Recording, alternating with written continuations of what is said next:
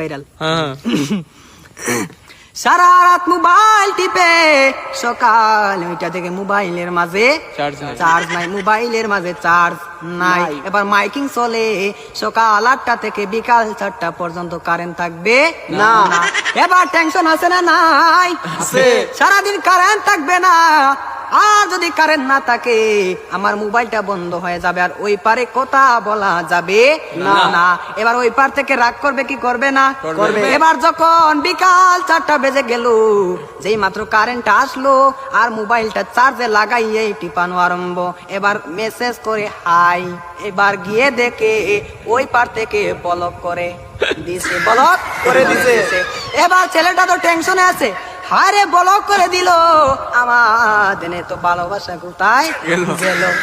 এবার 2 দিন পরে ব্লকটা খুললো, 2 দিন পরে ব্লকটা খুললো। এই 2 দিনের মাঝে ছেলেটার আরেকটা হয়ে গেছে, আরেকটা হয়ে গেছে।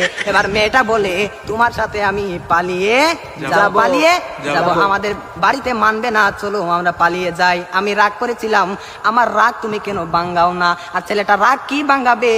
এই 2 দিনের মাঝে আরেকটা কপালের মাঝে জুইটা গেছে। ওই মেয়েটা বলে চলো আমরা পালিয়ে যাই, ছেলে বলে চলো।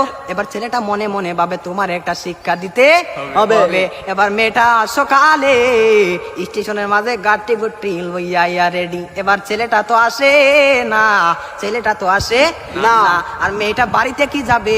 বাড়ির মাঝে 3 হাত লম্বা একটা চিঠি দিয়া পাইছে। পাশের গ্রামের রফিক মিয়ার সাথে পালিয়ে যাবে, বাড়িতে চিঠি দিয়ে যায়। আমি আর বাড়িতে মাঝে কোনোদিন আসবো না, তার নয় কার না, আমি আর কোনোদিন বাড়ির মাঝে আসবো না। আমি চলে গেলাম পাশের গ্রামের রফিক মিয়ার সাথে। এবার রফিক মিয়া তো আসে না, আর আসে না। এবার 1 ঘন্টা চলে যায়, 2 ঘন্টা চলে যায়, ছেলেটার মোবাইলে বন্ধ। মেয়েটা তো আর বুঝার বাকি হলো না, আমাকে চলে গেল ছাড়িয়ে, আমাকে ফাঁকি দিল। এখন তো মরা ছাড়া আর কোনো উপায় নাই। পরের দিন সকালে মাইকের মাঝে আওয়াজ শোনা যায়, সকলে পড়ি ইন্না লিল্লাহি ওয়া ইন্না ইলাইহি রাজিউন।